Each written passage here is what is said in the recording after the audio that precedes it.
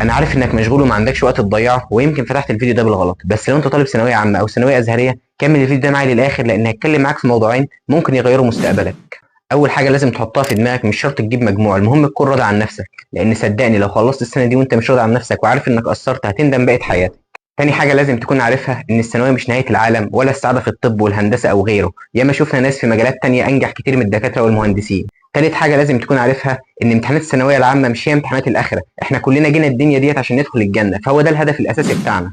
الموضوع التاني المهم اللي جاي اكلمك فيه هو موضوع الغش، وانا هنا مش جاي اقول لك حلال ولا حرام، كلنا عارفين ان الغش حرام وانت عارف ان الغش حرام، بس انا هنا جاي احكي لك تجربتي مع الغش. زمان وانا طفل كنت فاكر اللي بيغش هو اللي بيجيب مجموع اعلى، لحد اما اهلي فهموني غير كده، وغالبا كنت بمتنع عن الغش، لكن احيانا كان شيطاني بيغلبني وبقول ما الناس كلها بتغش. لكن قبل امتحانات الثانويه شفت فيديو لمستر محمود مجدي بيتكلم فيه عن الغش من كل النواحي، ومن ساعتها وانا قررت ان مستحيل اغش، وبفضل الله دخلت كليه الطب، ولما دخلت الكليه اكتشفت ان 99 من الناس اللي في الكليه ما كانوش بيغشوا، وهو ده السر، ما عند الله لا ينال الا بطاعته.